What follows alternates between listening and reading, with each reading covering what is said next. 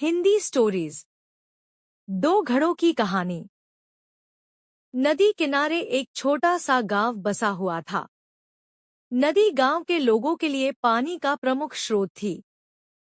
लेकिन जब बरसात का मौसम आया और गांव में कई दिनों तक घनघोर बारिश हुई तो नदी में बाढ़ आ गई।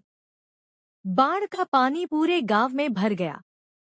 मकान पानी में डूब गए। लोगों को सुरक्षित स्थानों पर भागना पड़ा। बाढ़ के पानी में लोगों के घरों की कई चीजें बहने लगी। उनमें दो घड़े भी थे। एक पीतल का घड़ा था और एक मिट्टी का। दोनों ही घड़े पानी में खुद को बचाने का प्रयत्न कर रहे थे। पीतल के कठोर और मजबूत घड़े ने जब मिट्टी के कमजोर घड़े को संघर्ष करते देखा तो सोचने लगा कि मिट्टी का ये कमजोर घड़ा आखिर कब तक खुद को डूबने से बचा पाएगा। मुझे इसकी सहायता करनी चाहिए। उसने मिट्टी के घड़े से कहा, मित्र सुनो, तुम मिट्टी के बने हुए हो और बहुत कमजोर हो। बाढ़ के इस पानी में तुम अधिक दूर तक नहीं जा पाओगे और डूब जाओगे। मेरी बात मानो और मेरे साथ रहो।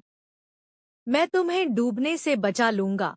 मिट्टी के घड़े ने पीतल के घड़े को देखा और उत्तर दिया, मित्र, तुम्हारी सहायता के प्रस्ताव के लिए धन्यवाद, लेकिन मेरा तुम्हारे आसपास रहना मेरी सलामती के लिए उचित नहीं है। तुम ठहरे पीतल के बने घड़े और मैं मिट्टी का घड़ा। तुम बहुत कठोर और मजबूत हो। अगर तुम मुझसे टकरा गए तो मैं तो चकनाचूर हो जाऊंगा। इसलिए तुमसे दूर रहने में ही मेरी भलाई है। मैं स्वयं ही खुद को बचाने का प्रयास करता हूँ। भगवान ने चाहा तो किसी तरह किनारे तक पहुंच ही जाऊंगा।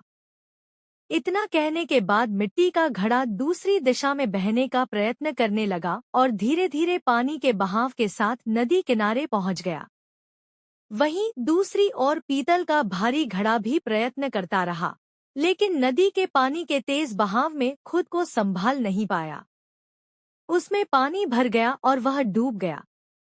सीख: विपरीत गुणों की अपेक्षा एक समान गुण वाले अच्छी मित्रता कायम कर पाते हैं।